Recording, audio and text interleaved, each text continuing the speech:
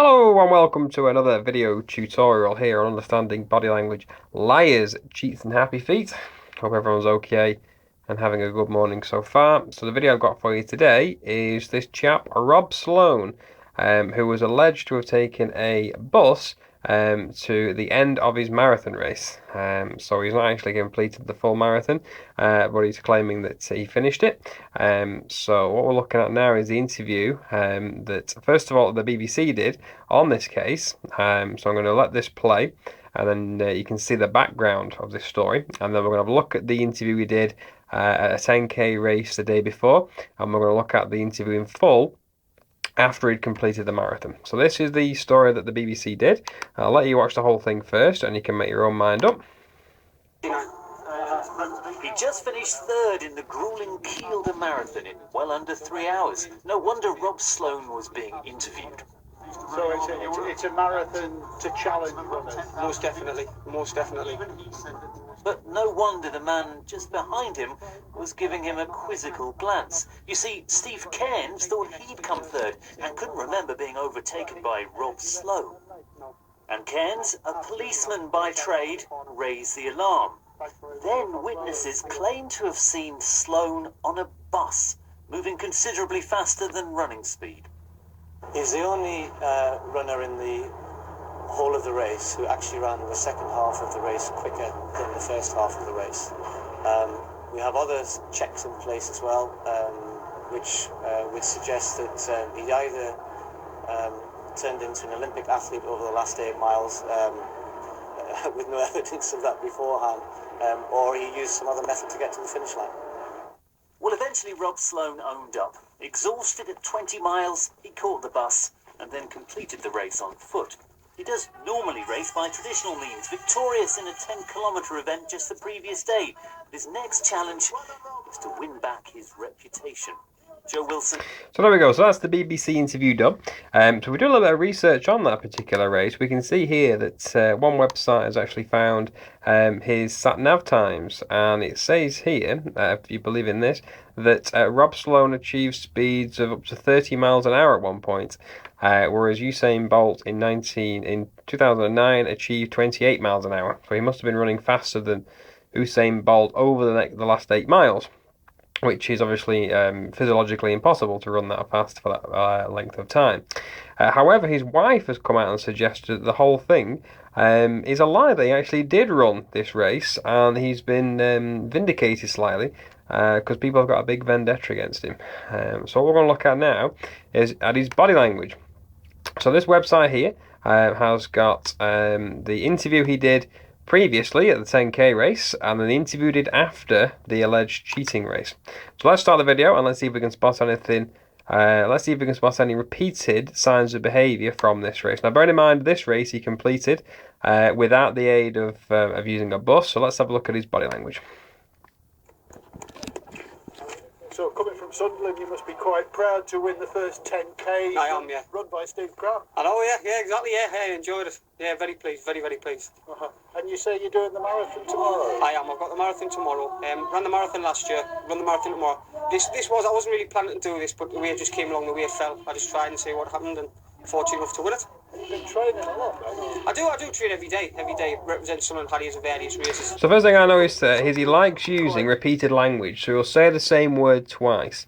So note that. I also note he quite favours the asymmetrical shoulder shrug on his right hand side. So coming from Sunderland, you must be quite proud to win the first 10K. I am, yeah. Run by Steve Cram. I know, yeah, exactly, yeah. I enjoyed it. So we say yeah quite a few times. Yeah, very pleased, very pleased. Very pleased, very pleased. So that's a use of repeated language to get your points across. Slight stammer there as well. And you say you're doing the marathon tomorrow? I am. I've got the marathon tomorrow. Ran the marathon last year. Run the marathon tomorrow. I wasn't really planning to do this, but the way it just came along, the way it fell. So saying shrug, see? He's favouring that one. You've been training a lot, haven't you? I do train every day. Represent Sunderland. So we're seeing every day. So we're seeing again repeated use of language. And this is just another race, Enjoy it. And what, a 10K and then a marathon on top of that? Is that not too much in one go? Mate, if you ask any sane person, it'd say yes, but I like a challenge. So we're seeing lots of uses. Last year, marathon was 3 hours 15, but again, a very tough course. I'm hoping I'm a lot fitter this year to come sort of sub 3 hours. And you're familiar with the course as well, aren't you? I am, yes, I am. More full me. Thank you. So it's in again, use of there. Thanks very much. Thank you. And again there. So we've seen he likes using the same word more than once. So this is the interview he did after the alleged cheating race where he took the bus to the finish line. So let's have a look at his non-verbals and let's do a little bit of statement analysis and see if we can spot anything. Because bearing in mind his wife is suggesting the whole thing's a lie. However, during the interview previously on BBC, he said that he owned up and confessed. So there's a little bit of inconsistencies going on here. So let's see if we can spot anything here. Yesterday was 10k, today was a lot more. How did it go? A lot better than I would ever dreamed. I've got to be honest with you, I wasn't expecting that at all. I knew I was running sub 3 hour, but I wasn't expecting that at all. Not on the back of yesterday. Definitely not. How many marathons have you run? This is my second competitive marathon. And your third crossing the line in what time? Approximately 2 hours 50. And what did you think you might do it in? I was hoping for sub 3 hours, but literally 2:58, 2:59. How hard was it out there? Absolutely unbelievably tough. The weather, the wind, the terrain. Okay, so let's start the interview at the beginning. I've picked up a few things from this particular interview. One thing I noticed here is his body language. There's nothing much to notice though. He's not flashing any micro expressions of either concealed happiness or shame or guilt about catching the bus. We don't see any fleeting expressions. What we do see again is that example of repeated language. But however, I am seeing more. Yesterday was 10k, today was a lot more. How did it Pauses. A lot better So pause. than I would ever dreamed. I've got to be honest with you, I wasn't expecting. So, gotta be honest with you, is a classic sign of deception. Whenever we've got to validate our story with something like, I swear to you, gotta be honest with you, I'm telling you the truth, it's not a good sign because we don't necessarily need to say that if we are being the truth.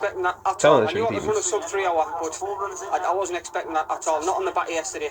Definitely not. How many marathons have you run? This is my second Okay, so watch that back again. I would ever dreamed. I've got to be honest with you, I wasn't expecting Ever. So, we've seen repeated behaviour, what he does normally.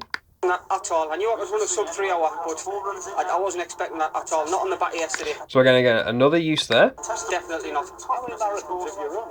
This is my second competitive marathon. And your third crossing the line in what time? Approximately 2 hours 50. And what did you think you might do it in? I was hoping for sub 3 hours, but literally 2:58, 2:59. How hard was it out there? Absolutely unbelievably tough. The weather, the wind, the terrain. So, absolutely unbelievably 3 tough. hours, but Watch it literally again. 2:58, 2:59. How hard was it out there? Absolutely unbelievably tough. So again, he's struggling for words to describe things properly, you see.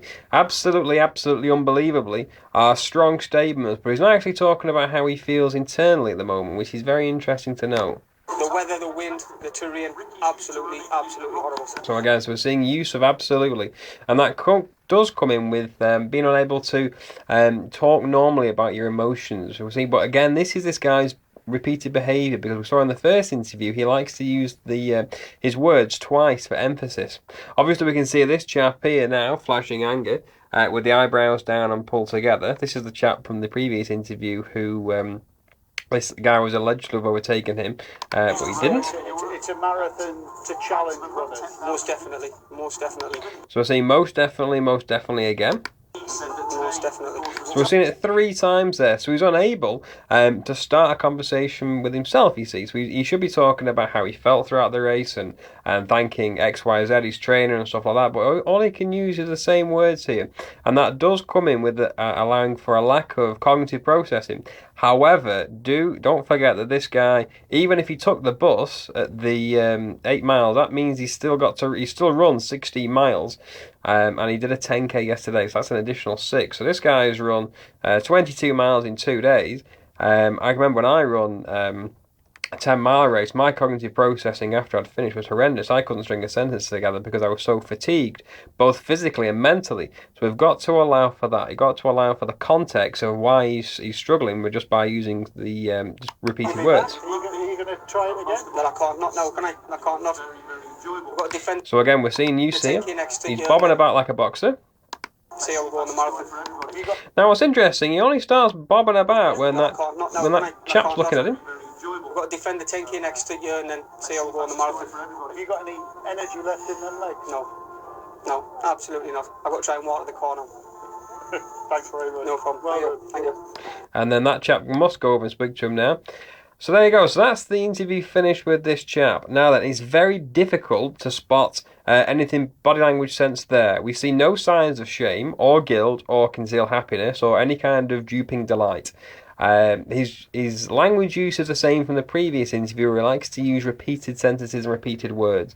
That forms his baseline, and we see that particular behavioural exchange in this interview as well. So it's very difficult to make a conclusive analysis whether this guy actually took the bus. We're seeing one area where he said he confessed, but yet his wife and his friends and family have come out and said the whole thing is fabricated.